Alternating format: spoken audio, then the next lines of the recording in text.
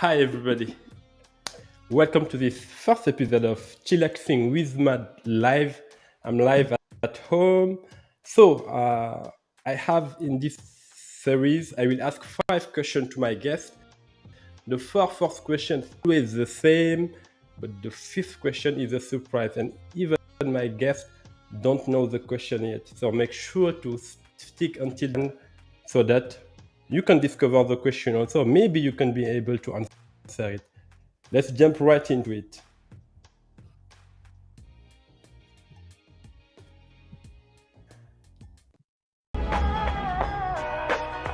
Yo, I ain't here for the money, I ain't here for the fame. Though it might be nice to own a jet plane. So, my guest today is Jessica or Jess. Welcome, Jess. Jess. How Hi, are Matt. you? I'm doing fine, thank you, doing fine. Nice day in the south of France. Thank you very much for joining me today on this first episode of Chillaxing with Matt. So 5 questions. The 4th question are a surprise. So before we start, I have some couple of things that I want to share with our audience. The first thing is that we are here today for half an hour, no more, no less. So make sure that to stick until the end. And the second thing is that if you have questions, make sure to, before you ask your question, so you have to type Q, sorry, it's my English, it's Q, colon, and then you put your question so that after I will be able to filter all the questions that I will try to ask Jess to answer. So let's jump right into our first question.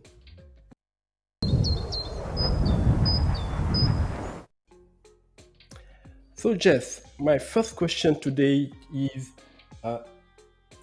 can you tell us more about your personal and professional story so far? You can start with whichever you want.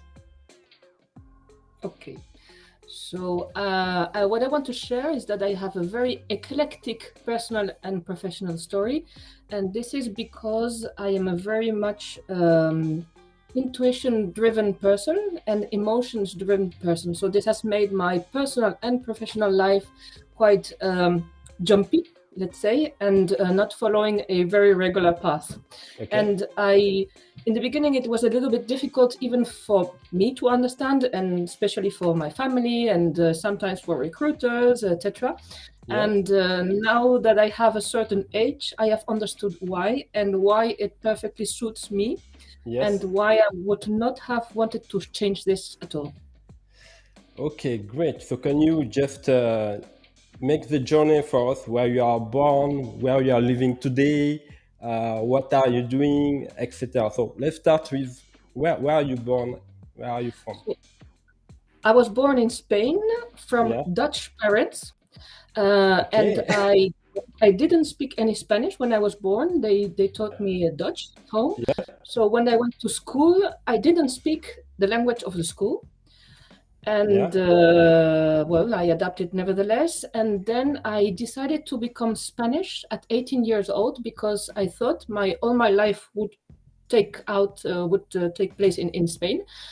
And then I fell in love with a Frenchman who exported me or imported me, depending on how you see it, into France. And I thought it was going to be just for a couple of years. And 25, 28 years later, I'm still in France. Yeah, I can totally relate. I'm from Dakar, Senegal, West Africa, and have been living in France for more than 20 years now. Yeah, I can totally understand. So you are in France. Where are you living in France today?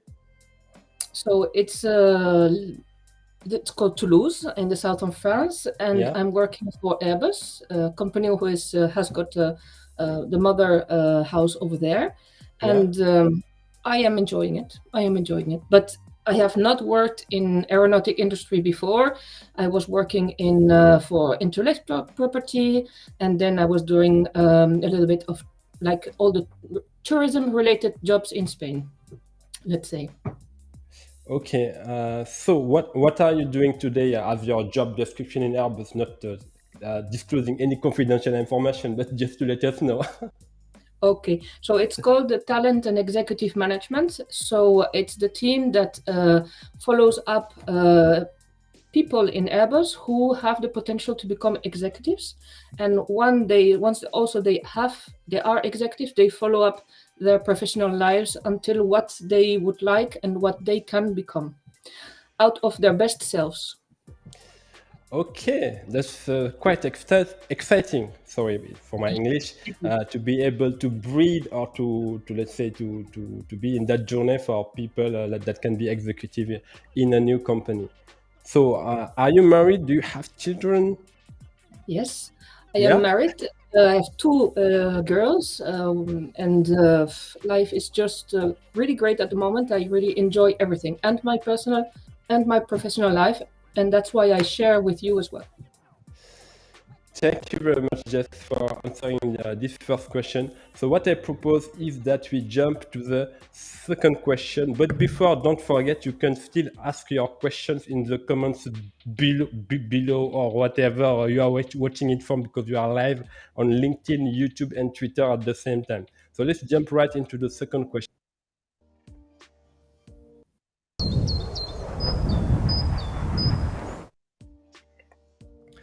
So my second question to you, Jeff, is what is your biggest challenge so far in life, and how did you overcome that challenge? So it has been a personal and on top a professional challenge as well. It has been in learn to know myself better. Of course, I thought I knew myself until I had my children, and then I discovered that if I wanted to be really myself and really know how I was acting and how I was reacting to situations, especially in the professional world, in which it's a little bit more, let's say, challenging to be yourself. I had to do some internal search. It's a personal development, it's self-reflection, it's especially also go to other professional people in order to help me to be able to ask myself the good questions in order to solve some, let's say, episodes of my past life, especially related to how I was brought up, the difficulties I had to overcome, and my relations to others.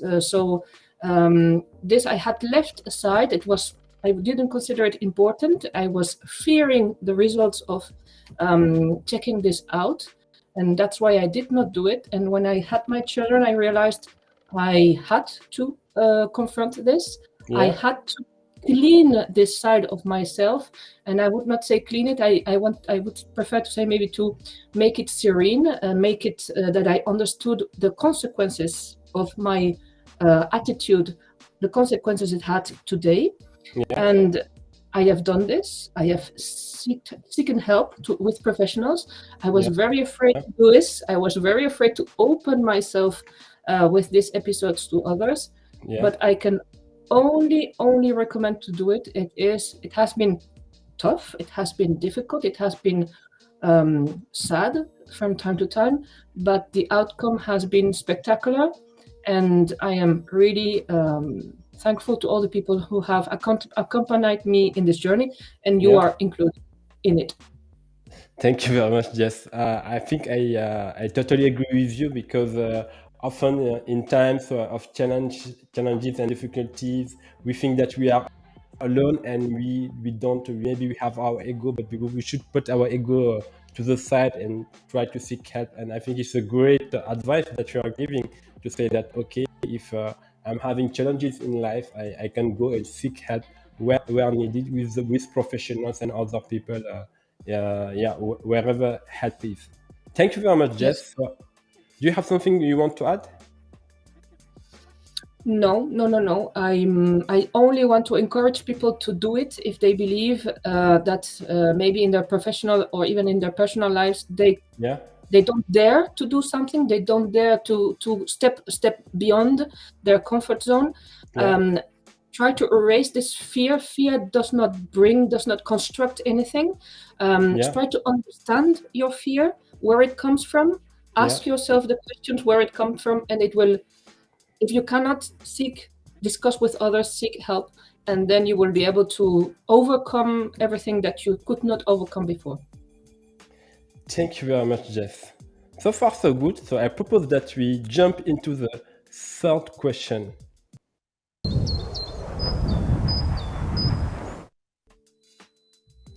So the third question is very simple.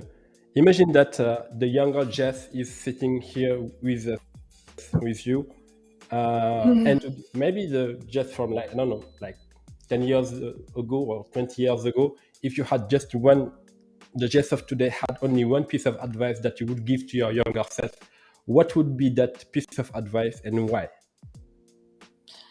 It is very easy, and it is linked to everything I have already said, is listen to yourself, trust yourself, and listen to what you want, what you really want. And this is particularly difficult for, let's say, younger selves who are sensitive, who are empathic, and have this kind of intelligence. Because, for example, when they are confronted to aggressive people, we will have a tendency not necessarily to do what we want, but try to calm the other person down by doing what they want, because we know what we want, what he wants, we know everything at the same time, and then we would have a tendency to do what they want just to calm them down. And I would like to say to my younger self that you cannot calm aggressive people down. They have their own issues. They have to take them in charge by themselves. They have to do what they have to do, and I hope they are able to do it. And but it's not our responsibility, it's their issues. So you have to stick to what you want, listen to yourself, and go for it. Thank you very much, Jess. I make a parallel because for me also, if I see life in general, or the universe in general, let's say, I have always two circles. Myself. You've got Friesen. Of influence, and then after let the universe do the work for the rest. This is really what you are trying to say when you say really try to focus on ourselves. What kind of means do you think would help your younger self to achieve that? What I did already in the past, and I continue to do it, is when I sense that the situation is a little bit, let's say, tense, complex, I walk. Either I walk with the person with which I am having this conversation or difficult situation, walk together with this person, just not get too much static in the moment, so that we understand that there's movement. So walking, discussing while walking, avoid direct confrontation. So I mean, when you look somebody in the eyes, you have the feeling you have an honest conversation. But if you are in a conflict, maybe just walk side to side is maybe better in these circumstances. Thank you very much, Jess. So I propose that we jump to the fourth question, which will be a little bit more easy, let's say.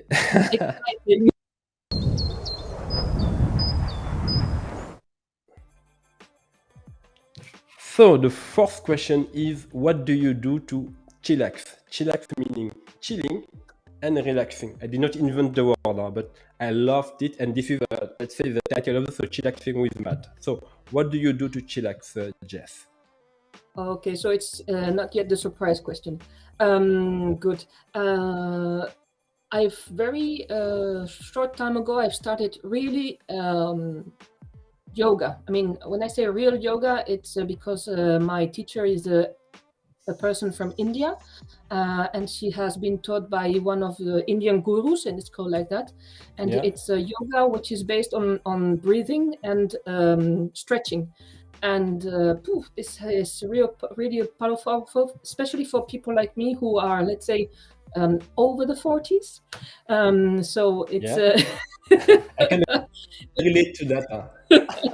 So we don't need too much pressure on our joints and things like that. And this really gets me powered up and relaxed at the same time. It gives you energy, really. I didn't believe it in the beginning, but by experience, I can tell you, yes, it helps. Yes. So you are doing yoga, but do you have some other act, some hidden talent that you are doing? Do you like reading, art, or going to movies? Spending time with your kids? But do you have some other, let's say, things you do on your free time? For example, can you Yes. give us more examples? Yes, I have always been a fan of dancing, but when I said dancing, it's real Spanish dance.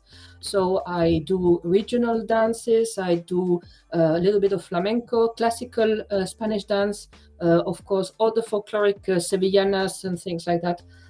It really helps to get emotions away, wash them away, express them through dance, and then feel better. And I do it often all alone at home and with my children, and it's a really fun moment. Thank you very much. Sometimes in Yes. the office, my colleagues know it. I sometimes do it in the office. Oh, wow. Okay, so next time, because I mean, we are working in Arbs, but not in the same building, but I would like that you invite me next time you are doing it, so at least I can witness, be the witness of this kind of amazing things at the office. Good. Yeah. Pass by and I will do it. Don't worry. Okay. Thank you, Jess. So we have finished the 4 question that I asked you before. So now I will go to the surprise question. So let's do a little bit of a generic for the surprise question.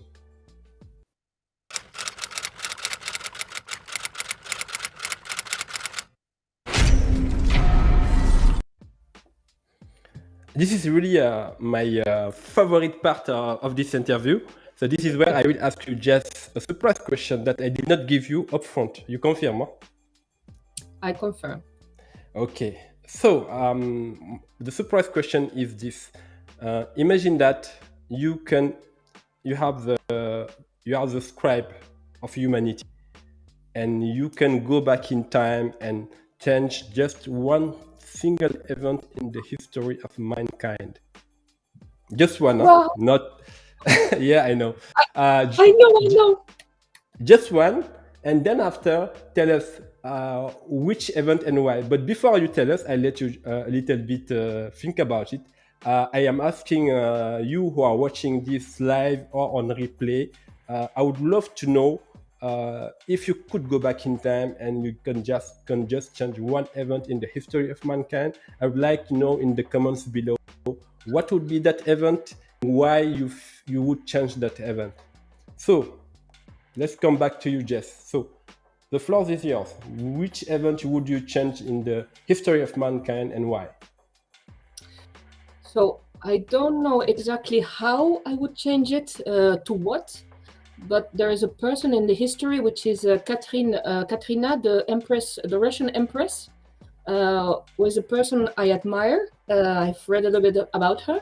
Yeah. And I would like her to have maybe lived longer, maybe have better counsel, something like that, so she could have really put her reforms a little bit further in time in the Russian history.